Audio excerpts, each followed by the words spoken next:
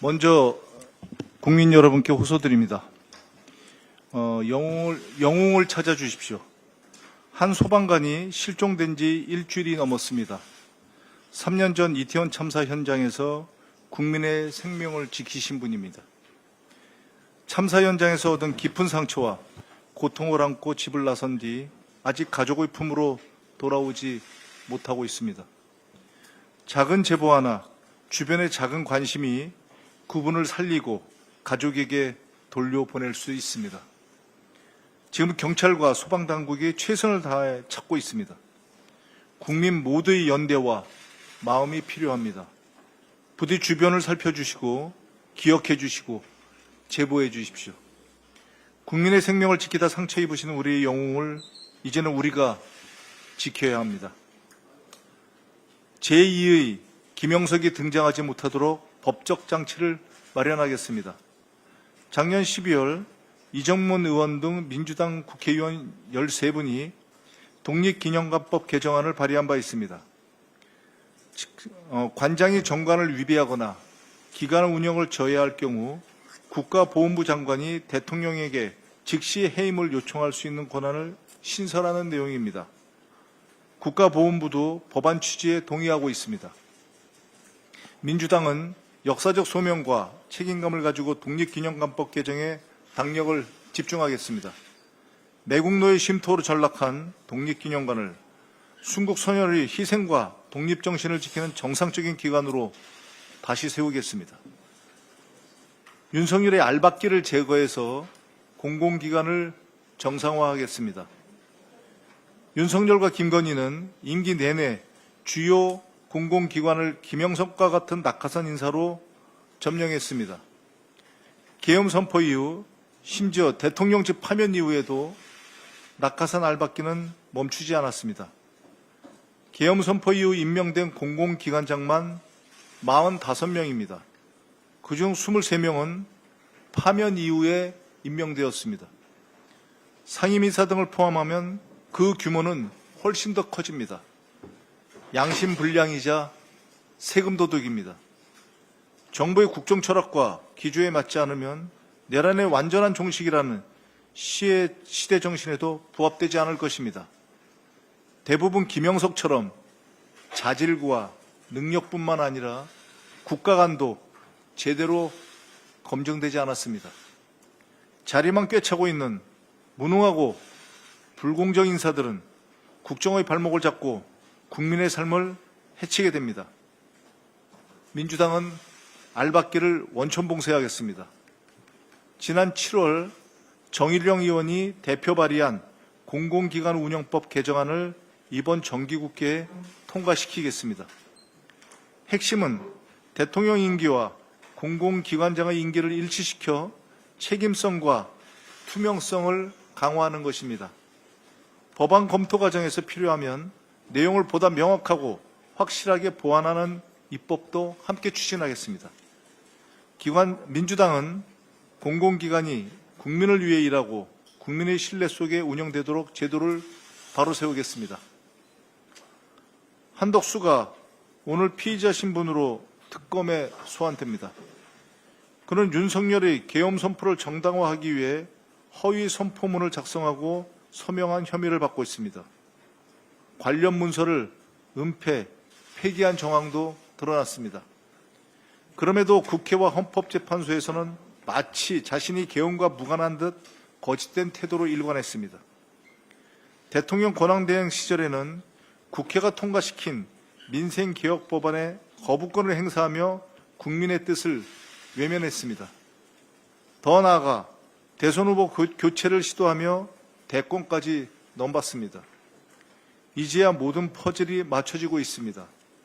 윤석열이 끝까지 버티며 무사 복귀를 자신했던 이유, 그 뒤에는 한덕수라는 방패막이가 있었던 것입니다. 헌정을 파기한 총리, 민생을 외면한 권한대행, 권력에 집착한 정치인, 이것이 한덕수의 진짜 모습입니다. 다른 내란 공범들 역시 다르지 않을 것입니다. 민주당은 한덕수, 이상민을 비롯한 내란 공범 전원을 끝까지 추적해서 법과 역사 앞에 반드시 세울 것입니다.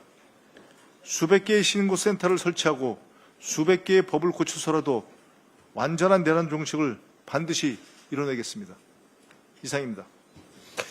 네, 다음은 한정혜 정책위 의장님의 발언을 듣도록 하겠습니다.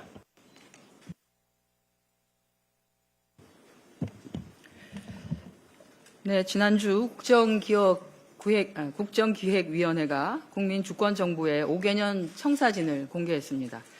5대 국정 목표 아래 23개의 추진 전략 그리고 123개의 과제를 제시한 바 있습니다. 국정과제로 확정되기까지는 조금 시간이 있습니다만 우리 당은 국민이 주인인 나라 또 함께 행복한 대한민국을 위해 입법적 지원에 적극 나설 것입니다. 대통령실, 정부와 긴밀히 소통하면서 재개정이 필요한 법안들을 꼼꼼하게 살피고 당장 추진할 수 있는 입법 과제들부터 진행시켜 나가겠습니다. 재정이 수반되는 국정과제도 충실하게 챙기겠습니다. 재정이 어렵습니다. 그런 만큼 국가 재정이 낭비되지 않도록 하는 한편 국민들께서 필요로 하는 재정 사업은 또한 차질 없이 시행되도록 국회 예산심사에 만전을 기하도록 하겠습니다. 제한된 상황 속에서 가용한 모든 수단을 동원해서 최선의 결과를 창출하겠습니다. 윤석열 정부가 미국 웨스팅하우스의 문제 제기로 교착 상태에 빠진 체코 원전 수주 성사를 위해서 웨스팅하우스와 불평등 계약을 맺은 것으로 확인되었습니다. 우리 기업이 소형 모듈 원전 등 독자 기술 노형을 개발을 해도 웨스팅하우스 측의 사실상 허가가 없으면 수출이 불가능하고 원전 1기를 수출할 때마다 약 1조 원 이상의 현금이 웨스팅하우스로 가도록 되어 있고 계약 기간도 50년에 달해서 영업사원 1호를 자처했던 윤석열은 사실상 기술 주권, 원전 주권을 팔아먹고 국부를 유출시키는 매국 행위를 한 것이라고 할 수 있습니다. 민주당은 상임위를 중심으로 관련 내용에 대해서 철저하게 진상을 조사하도록 하겠습니다. 지난 3월 말 심우정 전 검찰총장 자녀의 특혜 채용 비리 의혹이 제기되었고 이제 5개월이 되어갑니다. 최초 의혹을 제기한 저는 당시 진상조사단의 단장을 맡아서 특혜 채용 진상규명에 앞장서 왔습니다. 실제로 외교부의 지원 자격 변경을 통한 특혜 제공, 경력 부풀리기, 검증 누락 등을 비롯해서 심우정 전 총장, 조태열 당시 외교부 장관, 그리고 박철희 주일 대사 등의 직권남용 혐의가 드러났습니다. 하지만 심 전 총장과 외교부는 거짓 해명으로 일관하고 감사원에 면피성 공익감사를 청구하는 등 그야말로 국민을 우롱했습니다. 민주당은 지난 6월에 공수처의 심 전 총장과 주요 관계자들을 직권남용 혐의로 고발했습니다만 아직까지 수사에 진척이 없는 상태입니다. 공수처에 강력히 촉구합니다. 지금까지 제기된 의혹들의 진상을 빠짐없이 밝히고 또한 책임자에 대해서 책임을 물어야 합니다. 우리 민주당은 끝까지 진실을 파헤치고 훼손된 공정과 정의가 바로 설 수 있도록 노력하겠습니다. 네, 이상입니다. 네, 다음으로 문진석 원내 운영수석 부대표님의 발언을 듣도록 하겠습니다. 네, 문진석 의원입니다. 독립기념관이 자리하고 있는 지역구 국회의원으로서 정청래 당대표, 김병기 원내대표님께서 몇 차례 언급이 있으셨습니다마는 저도 김영석 관장에 대해서 한 말씀 보태려고 합니다. 김영석 관장은 독립기념관의 숭고한 설립 취지를 정면으로 짓밟고 있습니다. 독립정신 함양과 보호문화 확산으로 국민 통합에 기여해야 할 독립기념관이 오히려 역사 왜곡의 무대로 전락하고 있습니다. 이는 개인의 일탈을 넘어서 독립기념관의 역사적 정체성과 국민의 신뢰를 송두리째 허무는 선열들의 목숨을 건 독립투쟁에 대한 도전입니다. 무엇보다 그는 공무원법 제56조 성실 의무를 저버렸습니다. 수차례 친일 인사를 미화하고 광복절 기념행사를 파행으로 몰아가며 기관장으로서 성실한 책무를 내팽개쳤습니다. 이는 항일 독립운동 정신에 대한 모독입니다. 그는 또 공무원법 제63조 품위 유지 의무를 정면으로 위반했습니다. 광복을 연합국의 선물로 규정하며 피로 쓴 항일 독립투쟁의 역사를 부정했습니다. 독립기념관의 이상을 땅에 떨어뜨렸습니다. 이런 자가 어떻게 그 자리에 있을 수 있단 말입니까? 공무원법 제65조 정치적 중립 의무 위반도 용납할 수 없습니다.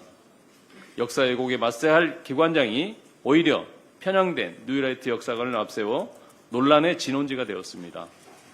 김영석의 논리에 따르면 이완용도 독립운동가라는 궤변조차 다양한 해석으로 포장할 수 있을 것입니다. 역사적 사실을 왜곡하고 국민 정서에 반하는 주장으로 혹세 무민한 자 김영석, 그는 결코 그 자리에 있어서는 안 됩니다. 독립정신을 훼손하고 독립영웅들을 모욕한 김영석은 마땅히 파면되어야 합니다.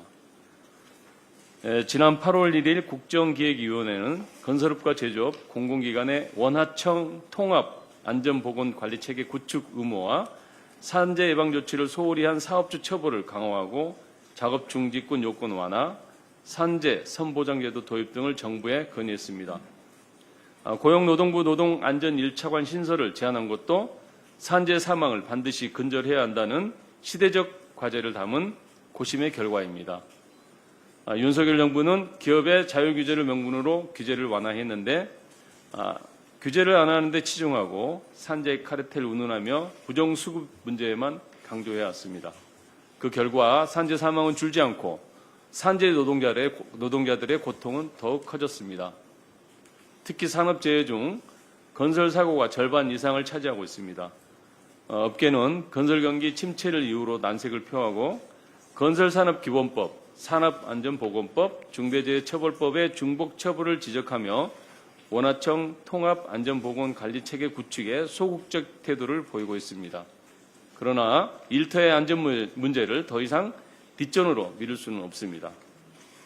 우리 당은 앞으로 사고 발생 이후 책임 추궁보다 안전사고 자체를 예방할 수 있는 제도적 장치와 안전관리 시스템 구축에 입법 노력을 기울이겠습니다. 국민이 체감할 수 있는 민생개혁 입법을 위해 한층 더 충실히 노력할 것을 약속드립니다. 감사합니다.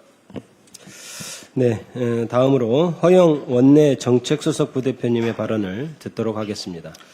네, 정책수석 허영입니다. MBK 투기 경영이 부른 홈플러스 파탄, 김병주 회장 MBK 청문회로 책임을 물어야 합니다. MBK가 지난 3월 홈플러스의 기업 회생을 신청한 지 벌써 5개월이 지났습니다. 그러나 사태는 해결될 기미가 없고 그 피해만 홈플러스 노동자와 입점 점주, 협력업체와 지역사회에 고스란히 전가되고 있습니다. 이 사태는 10년 전 MBK가 차인 매수로 홈플러스를 인수할 때부터 예견된 비극이었습니다.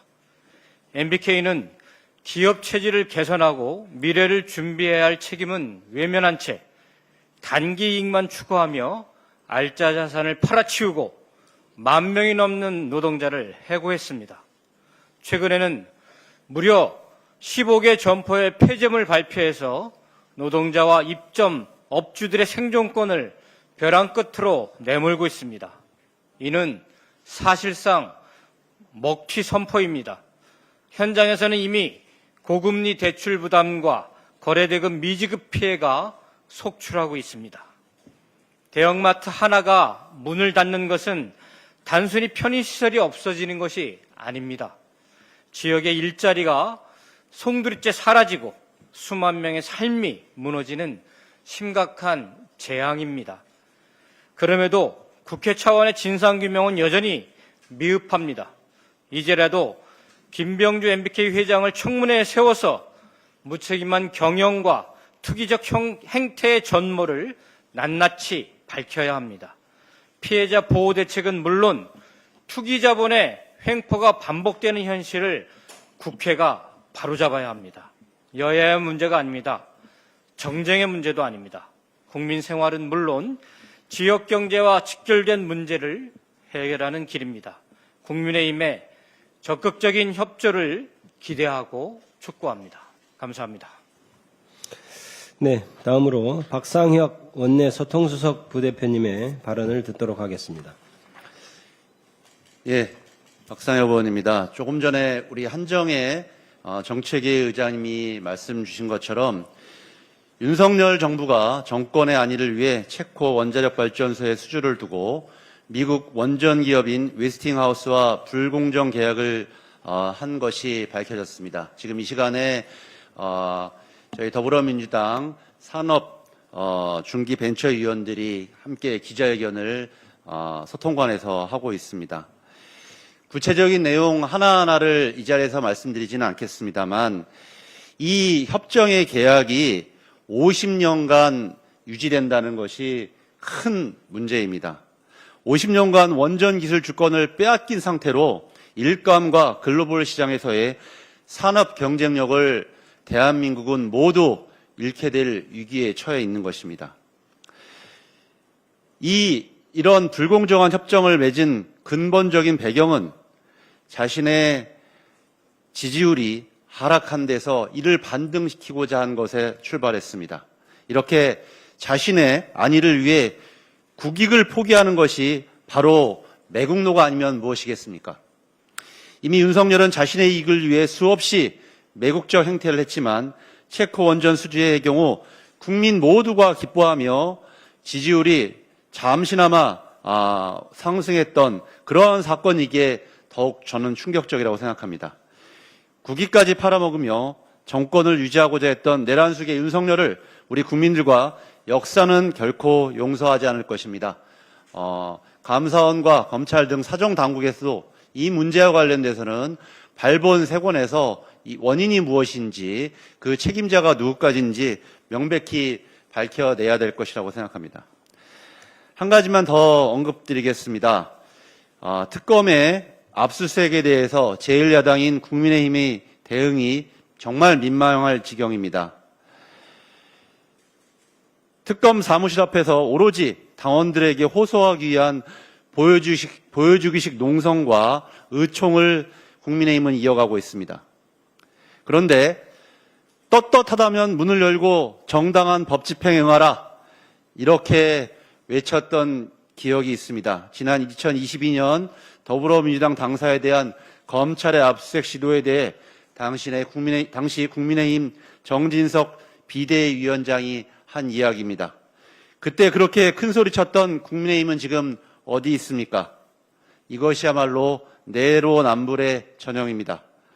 특검을 거부하는 자가 범인이라던 윤석열 씨가 속옷 차림으로 체포영장 집행에 저항하고 그 부인 김건희 씨는 진술 거부를 이어가며 국민들을 더욱 고통스럽게 만들고 있습니다. 국민의힘은 우리 더불어민주당이 손을 내밀어서 악수를 청하지 않는다고 투정 부리지 말고 그 이전에 정정당당하게 특검의 수사에 임하고 책임을 다하기 바랍니다. 예, 감사합니다. 네, 마지막으로 이용우 원내 부대표님의 발언을 듣도록 하겠습니다. 예, 이용우 의원입니다. 노조법 2, 3조 개정안 이른바 노란봉투법이 본회의 의결을 앞두고 있습니다. 이번 개정안은 대한민국 법원에서 이미 판례로 확립된 소위 실질적 지배력 법리 그리고 손해배상 책임에 관한 법리를 반영한 것으로서 새로운 것이 아닙니다.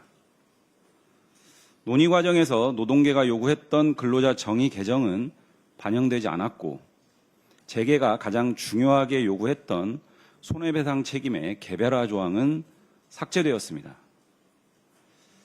또 노동쟁의에 대한 정의 조항은 재계 요구를 반영해서 작년에 윤석열 정부에서 거부권 행사된 법안보다 완화하는 등 절제된 법안이라 할 수 있습니다. 이번 법안은 근로계약을 직접 체결하지 않은 원청이라도 하청 노동자의 노동조건을 실질적으로 지배하고 있다면 그에 상응하는 사용자로서의 책임을 지라는 지극히 상식적인 내용을 담고 있습니다. 만약 사용자로서 책임을 부담하고 싶지 않다면 하청 사업과 하청 노동에 관여하지 않으면 되고 관여했음에도 불구하고 사용자로서의 책임을 지지 않겠다라고 하는 것은 국민들이 수긍하지 못할 것입니다. 이러한 지극히 상식적인 내용을 담은 법안이 바로 노란봉투법입니다. 열악한 노동 조건에 시달리고 위험에 외절화 생명을 위협받는 하청, 특수고용, 플랫폼, 비정규직 노동자들의 삶을 개선하기 위한 민생입법이자 산업재해 예방법이자 대화촉진법입니다. 이 법안의 통과 시행으로 인해 노동 현장의 고용 형태는 양질화되고 건강한 노사관계는 구축될 것입니다. 우리 노동위원회에 해당하는 미국의 연방노동관계위원회, 즉 NLRB는 23년 구글이 유튜브 하청 노동자의 공동 사용자다라는 판정을 한 바가 있습니다.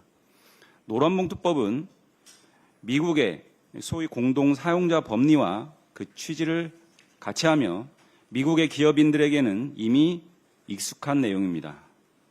더구나 이미 한미 FTA 19장에 따르면 당사국들은 1998년 ILO 선언에 표명된 기본권을 국내 법령 또는 관행으로 채택, 유지, 집행하고 결사의 자유와 단체 교섭권의 효과적 인정 등 5가지 기본권을 준수하기로 한 바 있습니다. 이번 개정 법안은 한미 FTA 이러한 조항들에 정확히 부합하며 ILO 또한 법 개정안을 지체 없이 채택할 것을 기대한다라는 입장을 밝힌 바도 있습니다. 따라서 법 개정을 위해 노력하지 않는 것이야말로 이와 같은 FTA의 취지와 국제노동규범에 어긋난다고 할 수 있습니다. 한 가지 더 말씀드리고 싶은 것은 한EU FTA의 노동조항에도 이번 노란봉투법에 근거가 있습니다.